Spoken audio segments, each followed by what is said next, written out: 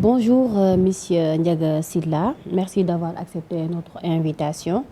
C'est un plaisir de vous recevoir pour échanger autour des enjeux électoraux, notamment sur le corps électoral et les dispositions qui encadrent les élections locales au Sénégal. Bienvenue. Bonjour Lala, je vous salue et je salue vos téléspectateurs. Merci beaucoup. Alors, nous sommes presque à quelques jours.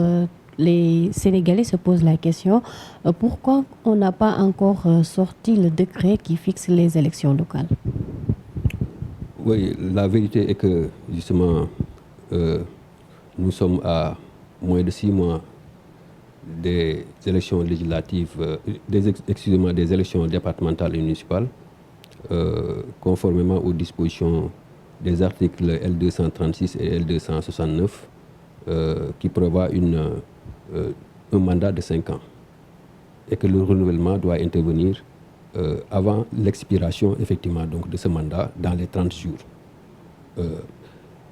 Donc normalement, l'élection doit avoir lieu au plus tard en se fondant sur une autre disposition aussi qui prévoit justement qu'elle ait lieu un dimanche. Donc normalement, la date butoir pour organiser ces élections locales, c'est le dimanche 17 janvier 2027.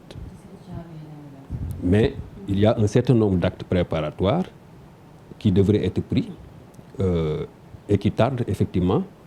Je veux nommer, comme vous l'avez indiqué, le décret portant justement fixation de la date des élections qui constitue le point de départ à partir duquel on doit initier une révision exceptionnelle des listes électorales pour permettre donc aux primo-votants et aux électeurs de modifier en fait donc leur adresse électorale. D'autant plus d'ailleurs qu'on est dans le cadre d'élections locales.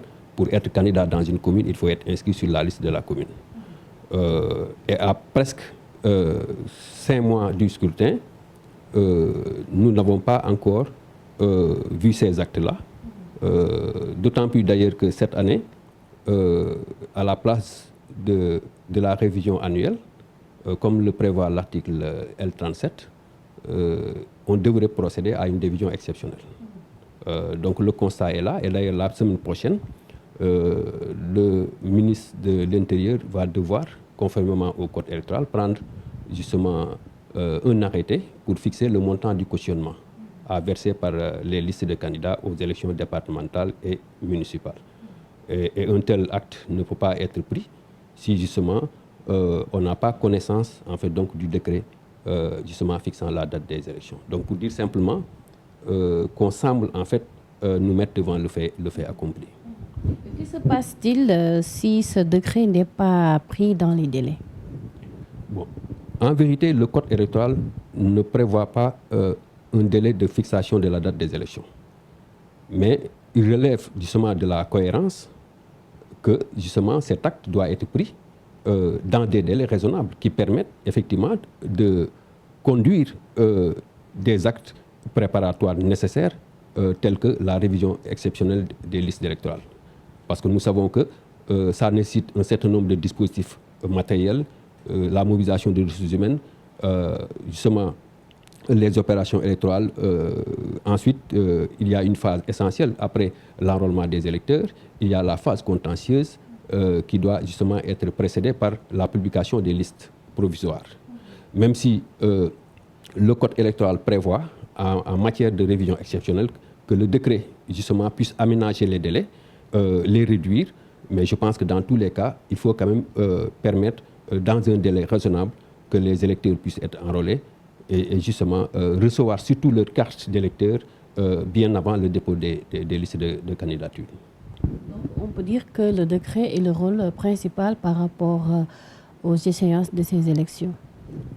Si on se réfère aux dernières élections locales qui se sont tenues en janvier 2022, la révision exceptionnelle a été initiée en juillet. Alors qu'aujourd'hui, on est presque à la mi-août.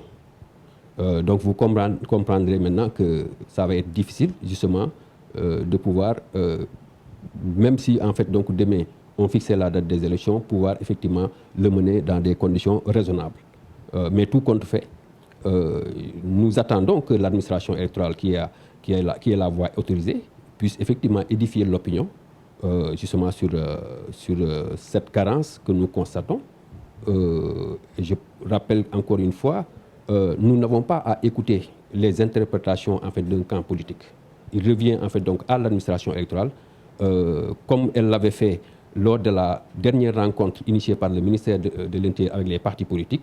Je rappelle que lors de cette rencontre, l'administration électorale s'était projetée dans la perspective d'organiser les élections au plus tard en janvier 2027. Jusqu'à preuve du contraire, nous maintenons effectivement donc nous retenons en fait donc justement cette communication donc officielle en attendant maintenant que justement qu'on puisse voir les choses évoluer. Le président est-il dans les délais? Parce qu'on a vu que l'opposition ou bien les autres partis politiques, ils mettent la pression sur le décret que le président de la République doit fixer. Alors, il y a deux décrets. Il y a le décret qui fixe en fait la date des élections. Je l'ai dit tantôt, ce décret n'est pas encadré dans les délais. Mais c'est une question de cohérence.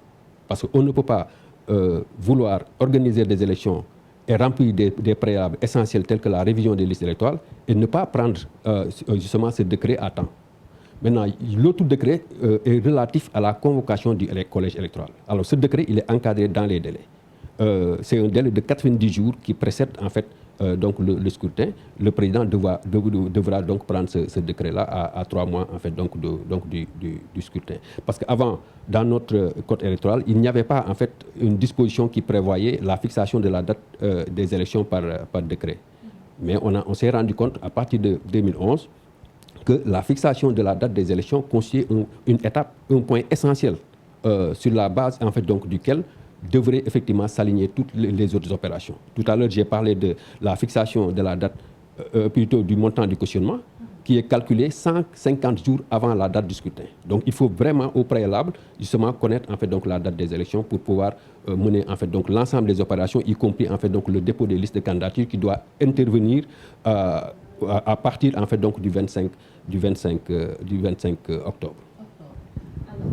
Dans ce cas, est-ce qu'on peut dire, s'il s'agissait de faire des réformes, est-ce qu'on peut toucher le code électoral actuellement à l'heure où nous sommes? Bon, la vérité est que les acteurs politiques, au-delà même des acteurs politiques, la société civile a participé effectivement aux concertations relatives à la réforme de notre système électoral. Aujourd'hui, le gouvernement a publié un avant-projet de constitution, un avant-projet de code électoral. Qui inclut effectivement des réformes, des innovations majeures, consensuelles. Bon, même si sur certains aspects, nous avons des réserves, notamment sur la création d'une CENI, mais quand même il y a des avancées telles que le bulletin unique, justement l'automatisation des parrainages. C'est quand même un certain nombre d'éléments de modernisation qui sont envisagés et de manière consensuelle, effectivement, les acteurs ont pu s'entendre. Il a été aussi renforcé effectivement justement la limitation des restrictions donc au droit de vote. Tout ça, c'est des éléments assez positifs qui permettent effectivement donc de rendre notre système électoral plus moderne et plus inclusif. Par contre, ce qu'il faut comprendre, c'est que il y a aussi d'autre part des réformes qui concernent la décentralisation. Mais la question fondamentale, c'est de savoir est-ce que ces réformes auront un impact sur notre système électoral? Encore qu'à l'heure actuelle, les pôles territoriaux qui sont envisagés dans le cadre de l'acte 4 de la décentralisation n'auront pas un statut en fait, donc, de collectivité territoriale. Je pense que donc, à partir de ce moment, on ne peut pas prétexter en fait, la réforme de la décentralisation pour reporter les élections. Même si, en fait, pour l'essentiel, les élections locales ne se sont jamais tenues à date échue, souvent, l'un des motifs les plus justement annoncés, c'était en fait les réformes. Si vous vous rappelez, les dernières élections locales devaient se tenir en juin 2019, juste après la présidentielle. On a voulu effectivement donc déroger à la règle pour aller peut-être jusqu'en décembre sans pour autant justement que ça soit acté par une loi. Mais la vérité aujourd'hui, cette controverse découle en fait de cette mauvaise rédaction en fait donc de cette disposition transitoire, parce qu'en voulant parler d'année civile, d'expiration du mandat, on a utilisé en fait justement la limite de la 5e année du mandat.